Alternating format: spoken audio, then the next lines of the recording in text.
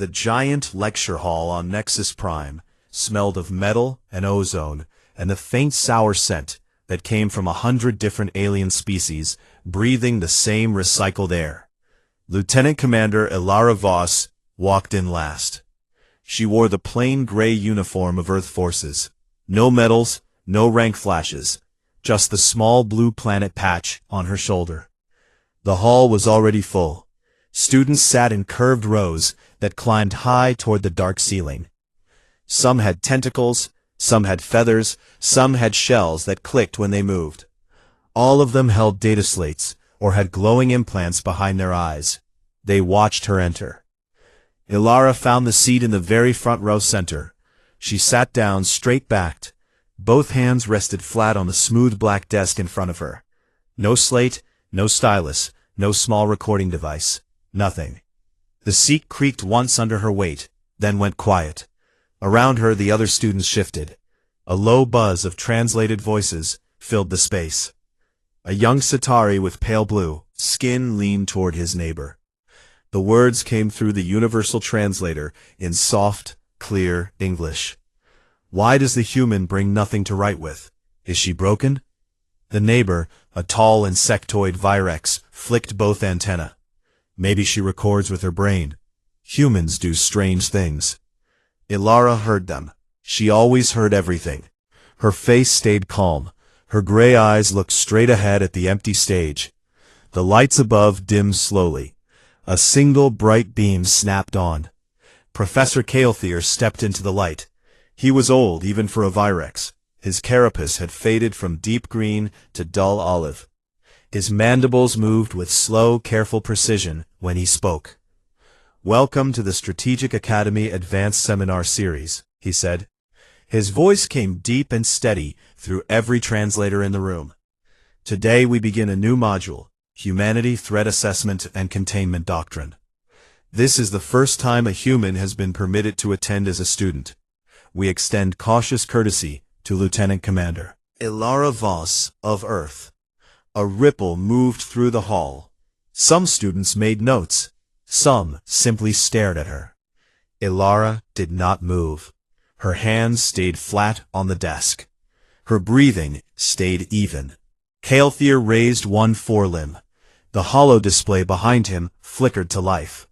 The first image showed a small human cargo ship drifting near a gas giant. Rings of debris floated around it. Bright flashes marked weapons fire. Kael'thir spoke again. "This encounter took place 7 standard cycles ago. A pirate flotilla of 12 vessels attacked what they believed was an easy target. The human ship carried only mining equipment and 12 crew. The pirates expected surrender within minutes. Instead, the humans turned their ore drills into improvised plasma lances.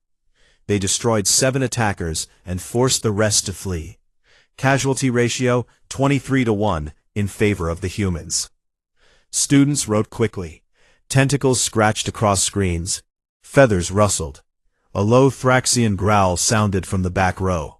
Kael'thir continued. "The pirates later reported that the humans laughed over open channels. They played music loud enough to overload sensors. They sang while they fired. This behavior defies standard prey response patterns. Humans do not act like prey." Ilara listened. Her eyes followed every line of text that appeared under the holo image. She saw the names of the human crew. She saw the exact times of each shot. She saw the final damage report that listed only 2 minor hull breaches. She knew those numbers by heart. She had read the after-action summary 3 years earlier. Kael'thir moved to the next slide. This time the image showed a frozen moon. A human dropship had crashed hard into the ice surface, yet most of the hull remained intact. Smoke rose from cracked engines. Figures in heavy suits moved around the wreck. They carried wounded. They set up defenses. They even started a small fire for warmth. Kael'thir said, "Notice the conditions. -140 degrees standard. Atmosphere thin enough to boil blood in seconds. Most species would enter shock and die. The humans operated for 9 hours before rescue arrived. They lost no personnel. This defies medical expectation. A Galthari student raised a pale tentacle. Professor, why do humans survive what should kill them? Calther turned his head slightly. The question is valid. We have no complete answer. Their physiology includes redundant systems, pain suppression mechanisms, and an unusual capacity for adrenaline surge. Yet data suggests something more. Their minds refuse to accept defeat, even when bodies fail. We call this trait persistence error. Alara felt eyes on her now. More students had stopped writing. They watched her face for any sign of reaction. She gave none. Her expression stayed smooth and quiet, like still water. Calther advanced the display again. Now the image showed orbital footage. A single human frigate hung above a contested colony world. Below it, 3 coalition cruisers waded in. Blockade formation. The human ship had no reinforcements, no resupply. The footage sped forward. Days passed, weeks. The human captain sent messages, promising safe passage if the coalition withdrew. No one believed the offer. Then, on the 31st day, the human frigate launched every missile it carried, not at the cruisers, but at the empty space between them. The missiles detonated in a perfect sphere pattern. The blast wave scrambled sensors across the entire blockade. When vision cleared, the human frigate was gone. It had slipped away during the confusion. Calther said, "This maneuver is now taught in coalition academies as the Phantom Sphere. Yet it was created by a human commander with inferior tonnage and no support. The coalition lost the colony because of it." The hall grew quieter. Students looked at each other. Some whispered. Some simply stared at the human woman in the front row. She had not moved once. No one had seen her blink very often. A young Thraxian, with red-banded armor, leaned forward. His voice rumbled low. "Why isn't she writing anything down? Does she not care?" The question carried across the silent rows. Several heads turned. Calther paused. He looked down at Alara directly. "Lieutenant Commander Voss," he said, "do you find this material unworthy of record?" Alara lifted her eyes to meet his. She spoke in a calm, clear voice that reached every corner of the hall. "No, Professor. I am listening very carefully." That was all she said. Then she placed her hands flat on the desk again. Calther clicked his mandibles once. The sound echoed like small stones falling. He turned back to the holo display. "Very well. We continue. Tomorrow we examine psychological warfare and the human use of absurdity as a weapon. Prepare yourselves. The next sessions grow more disturbing." The lights rose slowly. Students began to stand. They gathered their slates. They spoke in low voices. Many glanced back at the front row.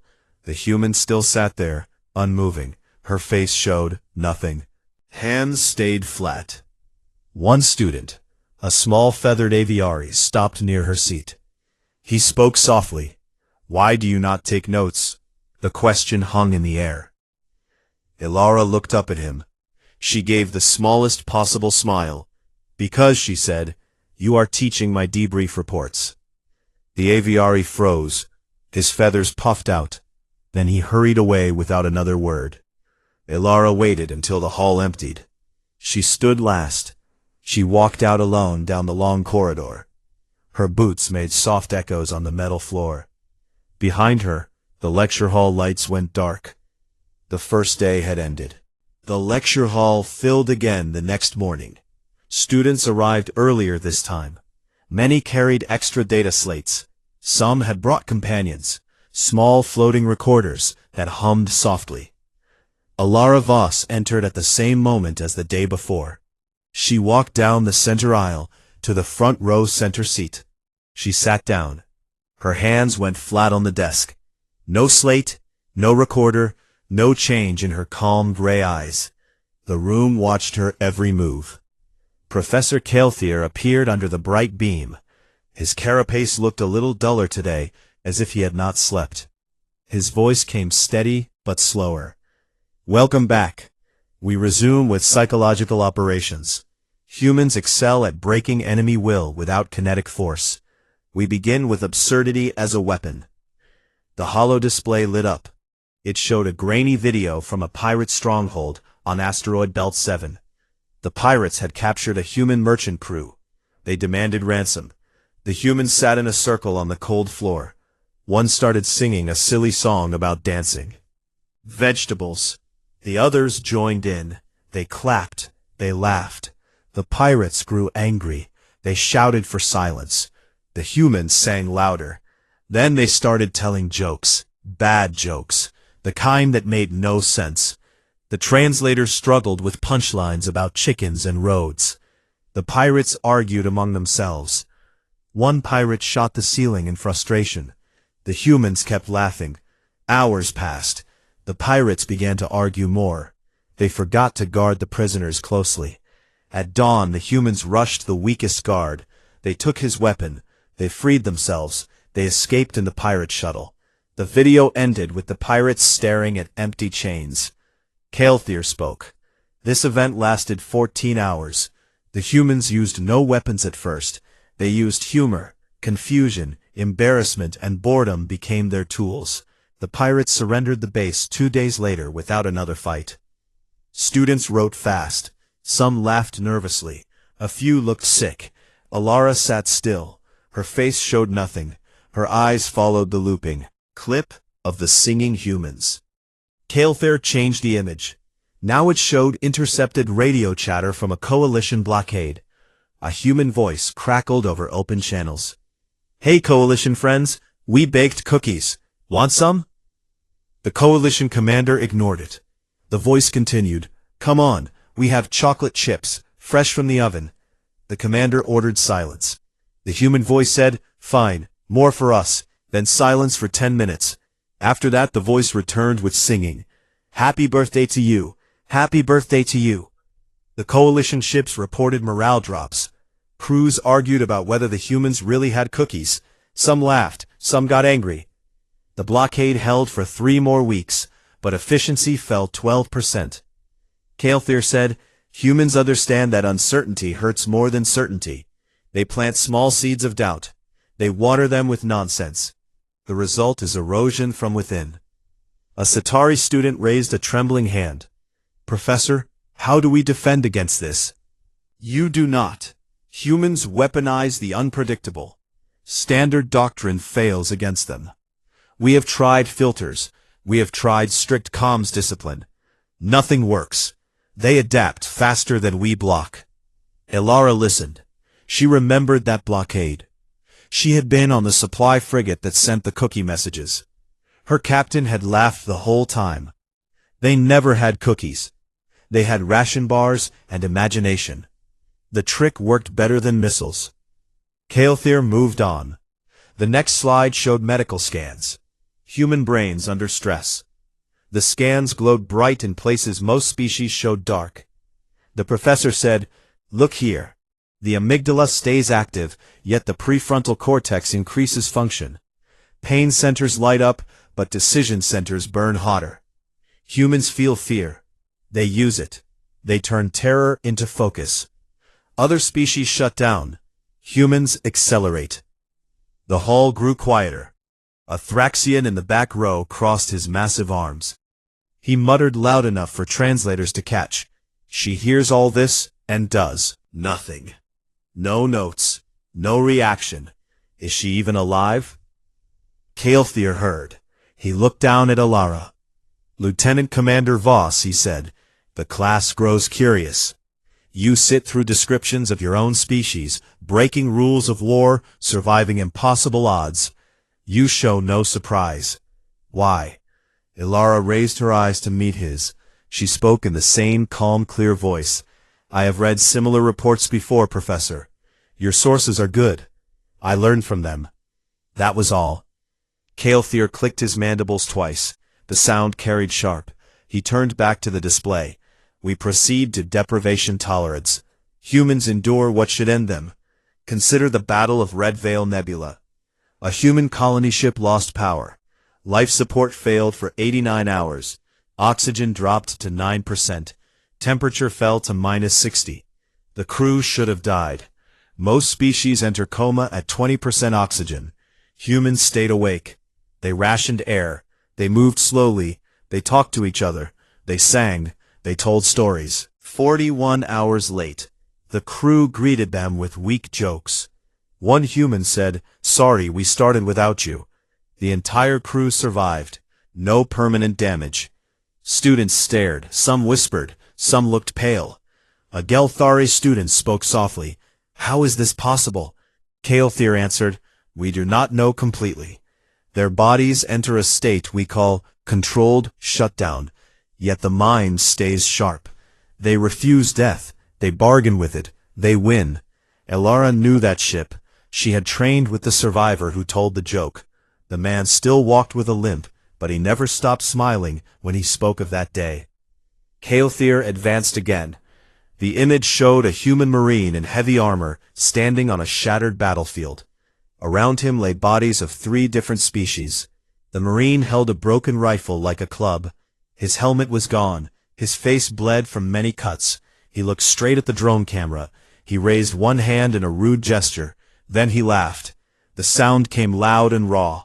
Kael'thir said, "This marine fought alone for 6 hours against superior numbers. He ran out of ammunition. He used the enemy weapons. He used rocks. He used his hands. When reinforcements arrived, he was still standing. The enemy had fled." This image circulates in human training halls. They call it the last laugh. The room felt colder now. Students shifted in their seats. A young aviary near the front spoke in a small voice. "Why does she not write this down? It is important. It is terrifying." Kael'thir paused. He looked at Elara again. "Lieutenant Commander, the class asks a fair question. You hear us describe your people as monsters of endurance, as masters of chaos. You take no record. Is there a reason?" Elara stood slowly. Every eye followed her. She spoke quietly, but every translator carried her words clear. "I take no notes, because I already know these stories, Professor. Many of them are mine. Many belong to friends. Many come from reports I wrote after the fights ended. You read them now. You teach them well. Details match exactly. The only things missing are the smells, the screams, and the way hearts pound when death stands close. But the facts stand correct. I listen to learn what you see when you look at us." Silence filled the hall. No one moved. No one breathed loud. Kael'thir stared at her. His antenna drooped slightly. Then he spoke. "You submitted these after-action reports." Elara nodded. "Yes, standard procedure. We send them up the chain. Some reach intelligence services. Some reach academies like this one. I did not expect you to use them in open lecture, but I am not surprised. Your analysis stays fair." The professor clicked once more. Then he said, "Tomorrow we examine kinetic overmatch and the human habit of disproportionate response. Prepare yourselves.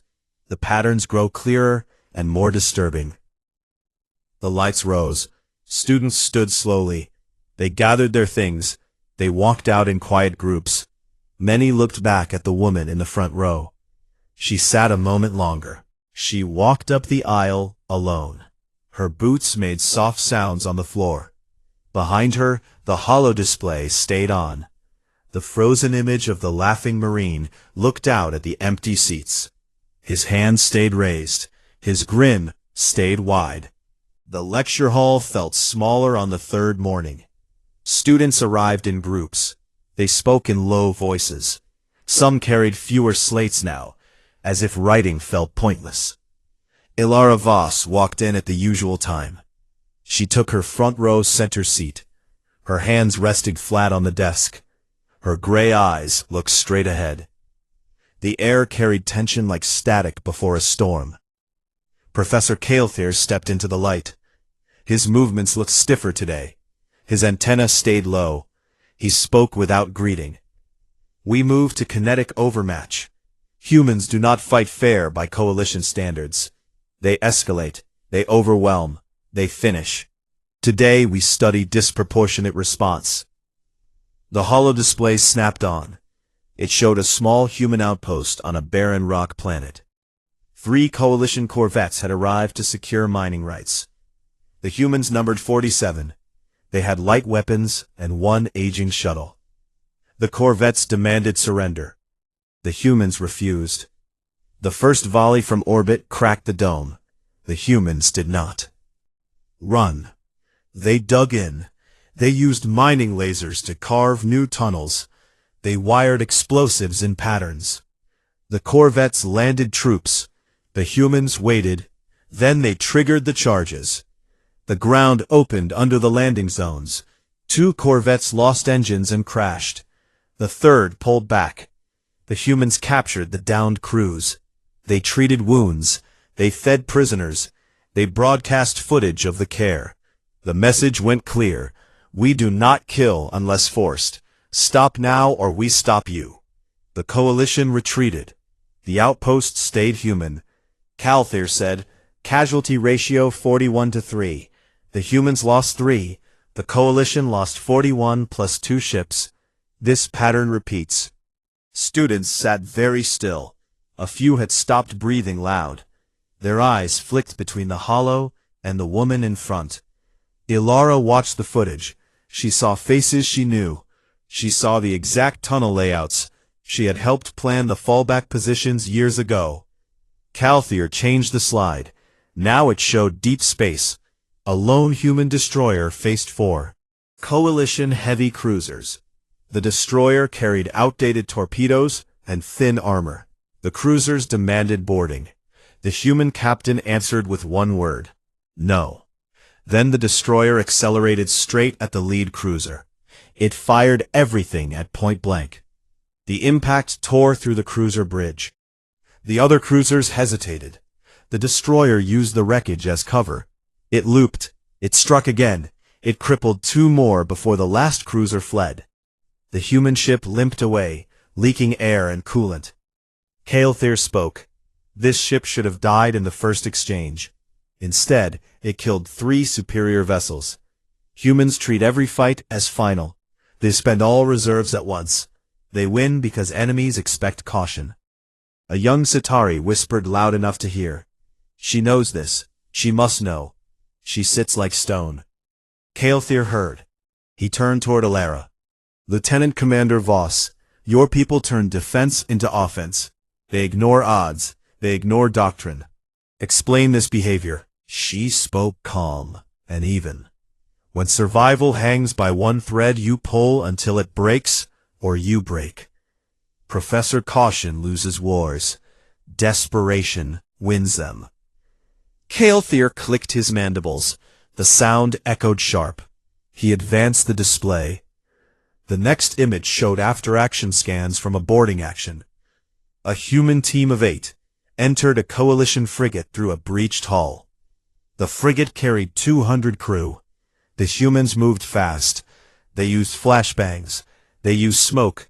They used knives when ammo ran dry. They took the bridge in 19 minutes. They locked the crew in cabins. They flew the ship to a neutral station. They handed it over intact, with all hands alive. Calther said, this action violated every rule of engagement. Humans boarded a larger vessel. They prevailed. They showed mercy afterward. This confuses us. Mercy after victory weakens deterrence. Yet humans do it often. It plants fear deeper than cruelty. The hall stayed quiet. A Thraxian growled low. Why show mercy after such slaughter? Makes no sense. Ilara answered without turning her head. Mercy costs nothing and buys everything later. They remember kindness. They hesitate next time. Hesitation kills faster than bullets. Calther stared at her antenna twitching. Then he continued. We now examine containment proposals. Orbital blockade, neural dampeners, engineered pathogens. Each carries footnotes, unproven against full human response.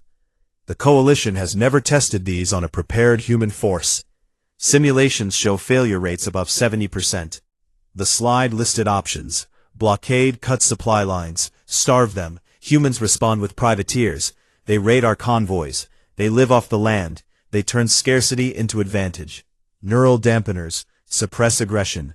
Humans adapt. They train under inhibitors. They fight harder when released. Pathogens target respiratory systems. Humans vaccinate fast. They isolate. They cure. They weaponize the cure against us. Students looked sick. Some deleted notes. Spoke in a small voice. Professor, we cannot win. Caelthier paused long. Then he said, victory may not mean destruction. Containment means delay. Delay means survival. Yet even delay grows uncertain. Ilara sat through it all. Her face stayed neutral. Her hands stayed flat. She remembered the classified addendums to those same proposals. Earth had intercepted them long ago. Teams had run countermeasures. Teams had tested worst cases. Teams had prepared worst cases. Caelthier enlarged the final slide for the day. It showed a single human figure in a damaged suit, standing on the hull of a drifting battlecruiser. The figure held a plasma cutter. Sparks flew. The background showed wreckage from 12 ships. The human cut away debris to free trapped crew. The date stamp matched a battle 3 cycles earlier. The coalition had declared total victory. The battlecruiser had vanished into hyperspace. The human had survived. Caelthier said, this individual refused evacuation. He stayed to save others. For 17 hours in vacuum. His suit breached twice. He patched it with tape. He finished the job. The rescued crew lived because of him. Humans value the one over the many when the many seem lost. The room felt heavy. A young aviary near the back spoke. Why does she listen to this without reaction? It describes her people as unstoppable. Caelthier looked down again. Lieutenant Commander, the class grows restless. You hear us plan your defeat, using your own captured data. You hear us admit doubt. You hear us question victory.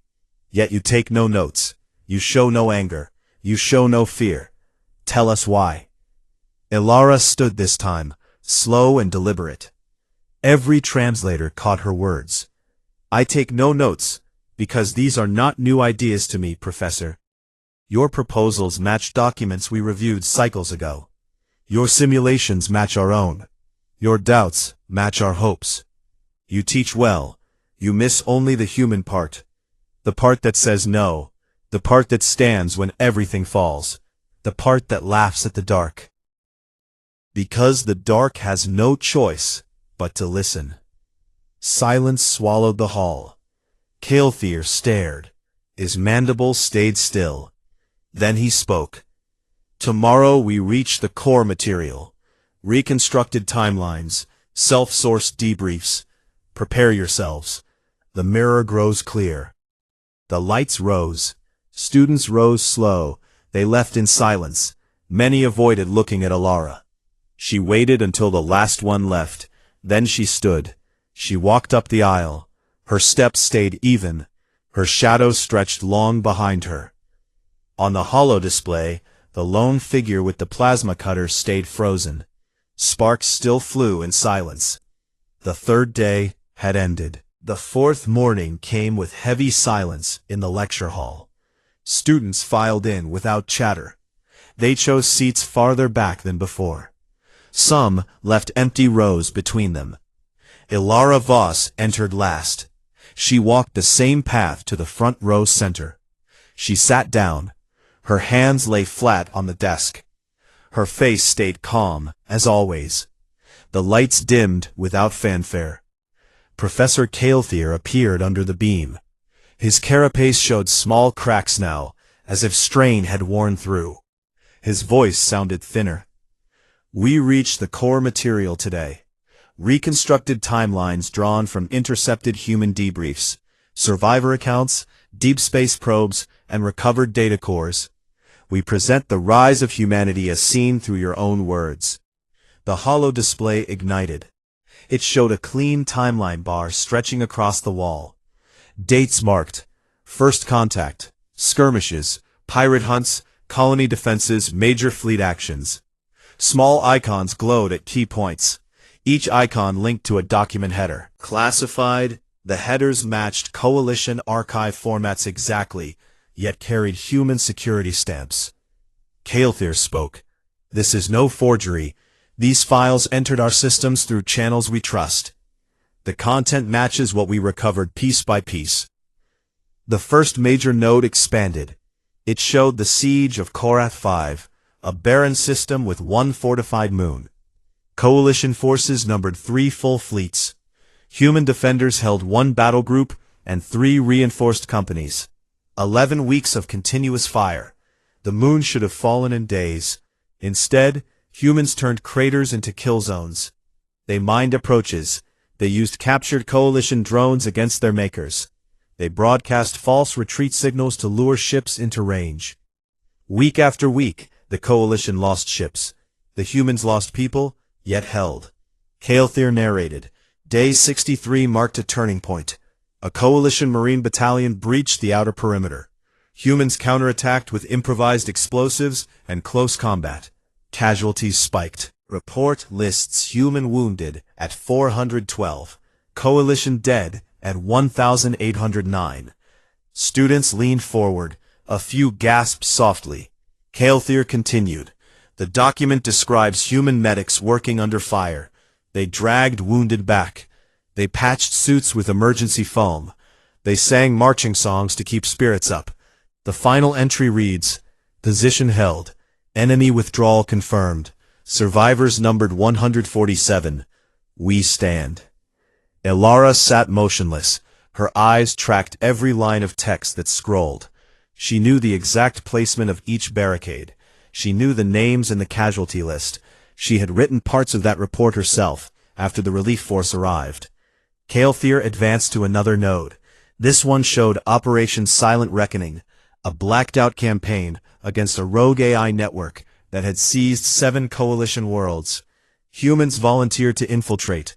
They went in small teams. They carried no heavy weapons. They used stealth suits. They used viruses. Lies. The operation lasted 9 months. The AI fell. The worlds returned. The report praised human adaptability. It noted one agent who posed as a maintenance drone for 72 days. He never broke cover. He never slept more than 20 minutes at a time. He succeeded. The hall grew colder. A Satari student whispered, She knows. She wrote some of these. Kael'thir enlarged the header of the Silent Reckoning file. The classification stamp glowed bright. Earth Forces Eyes Only. The date matched coalition records. The professor froze. His antenna quivered. The slide had not appeared in his prepared deck. He checked his control panel. Nothing. The image stayed. Murmurs rose. Students pointed. Some stood halfway, then sat again. All eyes locked on the woman in front. Elara rose slow. Every sound stopped. She faced the professor and the room. Her voice came quiet, but reached every ear. Professor, you have done an excellent job summarizing the key engagements. Your breakdown of command decisions at Korath stays almost word for word accurate. The only small error comes in the casualty count on day 63. You list our wounded at 412. We classified 11% as walking wounded. That adds 45 more. The total should read 457. Silence pressed down like a weight. Kael'thir stared. His mandibles parted, but no sound came. A trembling Thraxian finally spoke. Why? Why have you taken no notes at all? Elara turned her head slightly to face the class. She gave a small, tired smile. Because you teach my debrief reports. Every major action since first contact, we file. Standard procedure. We send them up. We assume your services acquire copies. Eventually they do. Apparently your academy has very good sources. The room exploded in low voices. Some students looked horrified. Some looked fascinated. A few began deleting files from their slates. One Gelthari dropped his stylus. It rolled across the floor, unnoticed. You submitted those reports. You knew we might use them. Elara nodded. Yes, we write truth. We do not hide what happens. We expect opponents to study us. Studying us teaches respect. Respect sometimes stops wars. Sometimes it does not. Either way, we stay ready. A young aviary stood, feathers puffed out. You sat here. You listened to us explain how to defeat you. You heard us use your own words against you. You said nothing until now. Ilara met the Aviari gaze. I listened to learn what you understand when you read our reports. I listened to see which parts scare you most. I listened because feedback improves doctrine. Your lecture gives excellent feedback. Thank you. The professor clicked once, weak. Then he spoke. You have heard us call your species threat. You have heard us plan containment. You have heard us admit we may fail. Yet you stay calm. Ilara looked around the room at every face. She spoke again. We do not hide what we are. We show it when asked. Humanity endures. We adapt. Fight. We forgive when possible. We remember always. Your slides match our archives. Your words match our lessons. The only difference lies in perspective. You see monsters. We see survivors. No one moved. The lights stayed dim. The holo displays still showed the redacted header of Operation Silent Reckoning. Kael'thir recovered enough to speak. Tomorrow concludes the seminar. We reach final synthesis. Threat assessment complete. Containment doctrine revised. Prepare questions if you dare. He stepped out of the beam. The lights rose slow. Students remained seated. Many stared at Ilara. She gathered nothing because she had brought nothing. She stood. She walked toward the exit. Her boots echoed soft. At the door she paused. She turned back. Thank you for the thorough review, Professor. It will make a strong appendix to our next white paper on coalition strategic thinking. The door hissed shut. In the stunned hall, a single voice broke the quiet. A small Centauri student. We just sat through our own intelligence briefing, delivered by the subject herself. Another voice answered low, and she graded us on accuracy. The display stayed lit. The timeline glowed. The human reports stared back at alien eyes. The fourth day had ended. The final morning arrived with almost no sound in the lecture hall. Students came in one by one. They chose seats scattered far apart. Some sat alone. Others grouped in small clusters near the exits. No one spoke above a whisper. The air felt thick and heavy. Ilara Voss entered at the exact same time as every previous day. She walked down the center aisle. She took her front row center seat. She placed both hands flat on the desk. Her gray eyes looked forward, calm and steady. The lights dimmed without announcement. Professor Kael'thir stepped into the beam. His carapace appeared cracked in more places now. His antenna hung low. His voice came out quiet and careful. Today we conclude. Threat assessment complete. Containment doctrine revised. We reach final synthesis. What have we learned about humanity? The holo display came alive. It showed a single large circle. A web of lines connected every major event from the seminar. First contact, skirmishes, pirate defeats, colony holds, blockade breaks, psychological tricks, deprivation, survival, disproportionate strikes, reconstructed timelines. All lines pointed inward to one central node labeled Human Persistence. The node pulsed soft red. Kael'thir spoke, "This is the core. Humans do not merely survive, they accelerate against pressure. Every failure feeds adaptation. Every victory builds confidence. Every mercy plants future hesitation. Coalition doctrine assumes rational actors. Humans break that assumption. They act irrational by our measure, yet win consistently. We call this pattern entropy weaponization. They turn chaos into order for themselves and disorder for others." Students sat frozen. Many had no slates open. A few held theirs but wrote nothing. Their eyes moved between the glowing web and the woman who sat motionless below it. Kael'thir continued. "We proposed blockade, they raid. We proposed neural suppression, they train through it. We proposed plague, they cure and counter. We proposed isolation, they infiltrate. Force, they endure, then strike back. The simulations all end the same way. Coalition forces degrade over time. Human forces regenerate. The footnote on every containment plan reads the same. Unreliable against prepared human response. We have no tested success against full deployment. A low murmur started in the back rows. It grew, then faded. A young Centauri raised a tentacle halfway, then lowered it again. Kalthir turned his head toward Alara. Lieutenant Commander Voss, the seminar ends here. You have sat through 5 days of analysis. Your species described as threat, as anomaly, as unstoppable force. You have heard us use your own reports to build our case. You have heard us admit limits. You have heard classmates question if victory exists. You have said little. Now the floor opens. If you wish to speak, the class will listen. Alara stood slow. Every eye followed her rise. She faced the professor first, then turned to take in the entire hall. Her voice came clear and even. Your synthesis stays accurate. The web you built matches our own internal maps. The lines you drew match the paths we walked. The central node you labeled persistence, we call simply grit. It grows from every fight, from every loss, from every time someone stood up when everything said fall. Grit does not care about odds. It cares about next breath, next step, next shot. We do not plan to be unstoppable. We plan to keep going 1 more minute than the enemy thinks possible.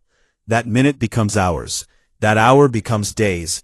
That day becomes victory. She paused and looked around again. Some students leaned forward, others shrank back. She continued, Your lecture taught me something useful too. I see which parts make you flinch. I see which victories scare you most. I see how you view mercy as weakness, when we see it as long strategy. I will take these observations home. They will sharpen our next doctrines. They will help us understand you better. Understanding reduces fear. Fear starts most wars. Respect over fear. Respect lasts longer. A Thraxian warrior stood. His voice rumbled deep. You say you prefer respect, yet your history shows destruction when pushed. Why should we believe mercy over ruthlessness? Alara met his gaze straight. Because ruthlessness costs more than mercy in the long run. We destroy when no choice remains. We rebuild when the fight ends. Look at the worlds we took back from rogue forces. We left them intact. We helped them stand again. We asked nothing in return. That is not weakness. That is confidence. We know we can win again if needed. That knowledge keeps peace, more than threats ever could. The warrior sat down slow. His armor creaked. The hall stayed quiet. A small aviary near the middle spoke in a shaking voice. You said you submitted those reports on purpose. Did you want us to read them? Did you want us to fear you? Alara gave the smallest smile. No. We submitted them because truth matters. We hide nothing. We let opponents see the receipts. Fear comes from that. So be it. Better open fear than hidden surprise. We would rather you know exactly what stands against you than guess and make mistakes. Guessing leads to bad choices. Bad choices lead to graves. We have enough graves already. Kalthir clicked his mandibles once, soft, then he spoke. You have answered every question with calm. You have graded our work on accuracy. You have offered no threats. You have offered understanding. Why? Alara looked at him direct. Because you asked honestly. You taught fairly. You used facts, not lies. That earns honesty back. Humanity remembers fairness. We repay it when we can. Silence wrapped the room again. The holoweb pulsed behind them. The red node glowed steady. Kalthir spoke one last time. The seminar closes here. Lieutenant Commander Voss, thank you for attending. Thank you for speaking. Thank you for showing us the mirror. We will update our archives accordingly. Alara nodded once. She gathered nothing, because she carried nothing. She turned toward the exit. She walked up the aisle. Her boots made quiet echoes. At the door she stopped. She turned back one final time. Thank you all for listening. Your questions were good. Your doubts were honest. They help us both. Sleep well. The galaxy stays large. We do not need to fill it with bodies. We can fill it with understanding instead. The door hissed shut behind her. The lights rose slow. Students stayed seated for a long minute. No one moved fast. Then one by one they stood. They walked out in silence. Some looked thoughtful, some looked shaken, some looked changed. Professor Kael'thir remained under the beam. He stared at the empty front seat. The hollow display stayed on. The web of human history glowed bright. In the center, the persistence node pulsed like a heartbeat. Somewhere deep in the Academy servers, a new file appeared. Addendum, Human Threat Assessment. Self-verified. Author, Lieutenant Commander Elara Voss. Contributor, the Strategic Academy Advanced Seminar. Series status open. Update recommended. In the corridor outside, Elara walked alone. Her steps stayed even. Her shadow stretched behind her. She did not look back. The seminar had ended. The conversation had only begun.